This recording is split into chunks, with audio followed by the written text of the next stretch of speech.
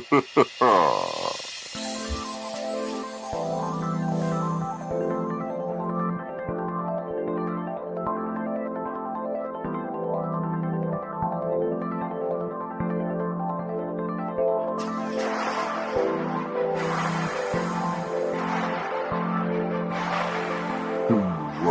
4 TV.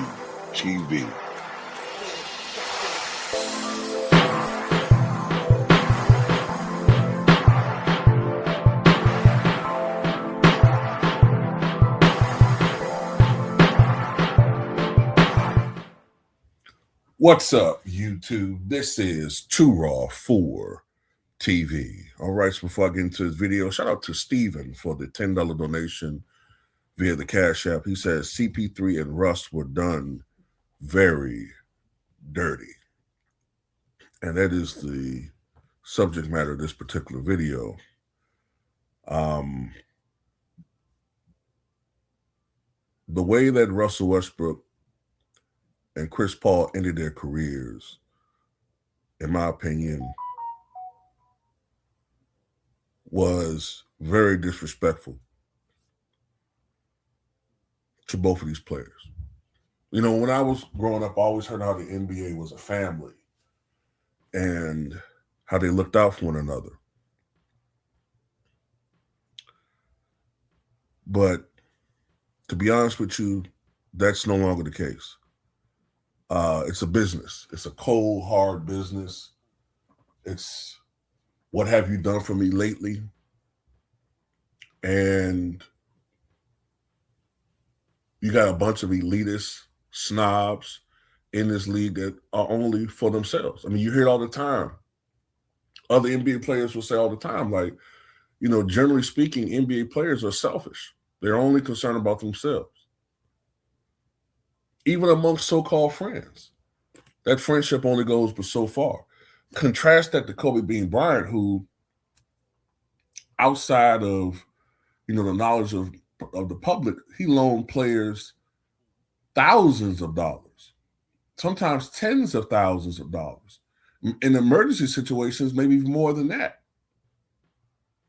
And yet some of these same guys who he helped out financially have turned on him and disrespect him on podcasts for to be in the good graces of those who are in control, i.e. Clutch. And Clutch always plays a large role in these things, but you look at Russell Westbrook's, just look at his resume. 2016-17 league MVP, 9-time All-Star, 2-time All-Star Game MVP, 2-time All-NBA first teamer, 5-time All-NBA second teamer, 2-time All-NBA third teamer, 2-time scoring champion, 3-time assist leader, 2009 All-Rookie team, and one of the top 75 greatest players in history. In college, third team All Pac-10, 2008, Pac-10 Defensive Player of the Year, 2008, Pac-10 All Defensive Team, 2008. 27,176 points, 9,025 rebounds, which I believe is number one all time amongst guards, 10,351 career assists. Won Olympic gold in London in 2012 and won the World Cup in 2010 in Turkey, gold. Chris Paul's resume is arguably even more impressive. 12-time All-Star, NBA All-Star Game MVP 2013, 4-time All-NBA first team, 5-time All-NBA second team, 2-time All-NBA third team, 7 times All-Defensive first team, 2 times NBA All-Defensive second team, Rookie of the Year 2006, NBA All-Rookie first team 2006, 5-time NBA assist leader, NBA record 6-time steals leader, top 75 all-time player, consistent first team All-America 2005, first team All-ACC 2005, third team All ACC 2004. ACC Rookie of the Year 2004. Number 3, retired by the Wake Forest Demon Deacons. USA Basketball Male Athlete of the Year 2004. First Team Parade All-American 2003. McDonald's All-American 2003. North Carolina Mr. Basketball 2003. 23,058 points, 6,006 rebounds, 12,552 assists. Twice he won Olympic gold, 2008 in Beijing, 2012 in London, and the FIBA World Championship won the bronze in 2006 in Japan. With those types of resumes, these players deserve to go out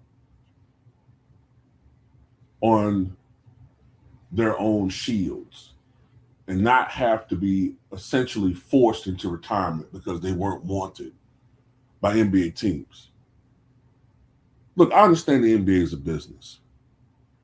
I get that. I say it all the time. But certain NBA players, the elites, especially when you consider like a team like the Rockets, they needed a point guard like Chris Paul. Remember, Chris Paul said that this was going to be his last year. So he wasn't going to be on the team much longer, other than this season. If I remember correctly, he came into this season saying it was going to be his last year.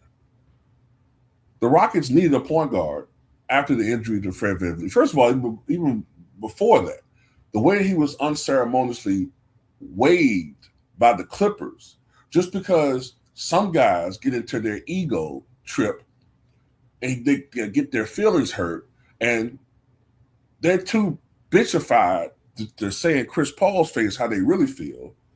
So they listen to Chris Paul, but then go to others and complain about him giving you advice. The dude's like a 20-year veteran. You can't listen to his advice. Oh, I know. Some guys say, well, he won a championship. What could he tell me? Well, the Clippers haven't been shit since he played with them. And it wasn't for injuries. Hell, they might have won a championship. He's only the greatest Clipper of all time. Now, Bob McAdoo, I think, is the greatest franchise player, but that's when they were the Braves. This is the greatest Clipper of all time. And you waive him unceremoniously because of politics? Because people, he don't deserve that. That's like waiving. That's like Dirk Nowitzki if he came back from retirement to the Clippers, to the Mavericks. Granted, he's not the same player, but he wants to give a player advice, and you waive Dirk Nowitzki? Think about that. Do you know what the uproar would have been? But that's exactly what happened to Chris Paul. And then the Rockets, they needed a point guard this season, as we clearly saw in the playoffs. He still at this age could just run the point. He'll have to score no more than 8 points a game. And he wasn't expensive. He was playing for the league minimum. And he couldn't even get that. He was forced into retirement in a very unceremonious way. He didn't get, a fair wear tour. It was dishonorable. Russell Westbrook once also was forced into retirement. He had a lot more left in the tank. But other than a token role, nobody wanted him. And we know part of the reason why that was because a certain entity slandered his name, forced him to become a role player, nearly ended his career back in 2022-23. And then it was almost like there was an unwritten rule. If you watch games when he was playing with the Clippers for the rest of his career, the superstar calls, or just the respect calls that he once got, he no longer got. He could drive the hole to get fouled, and the officials will call nothing. I saw that in that series where the Clippers were playing the Suns. Even though he averaged 23 points per game in that series, it's like Russell Westbrook shot no free throws. Let's see something. Let me see something right quick.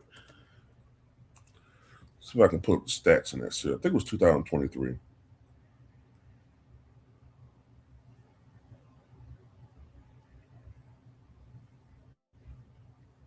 Yeah.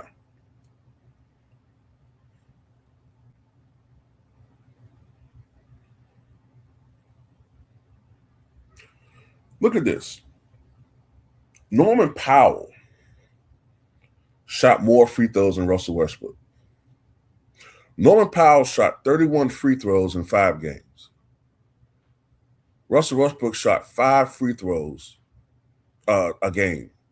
5 free throws, despite the fact that if you watch that series, he was slashing and going to the basket consistently, getting fouled at the rim consistently. He should have been shooting at least 8 free throw attempts in that series. But it is what it is. I remember that series. And I said that they blackballed this guy. They blackballed him, man. And other than opportunities with bad teams, which I'm pretty sure he got tired of, he called it quits.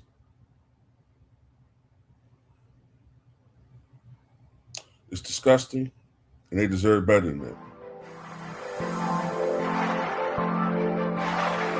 Hoorah for TV.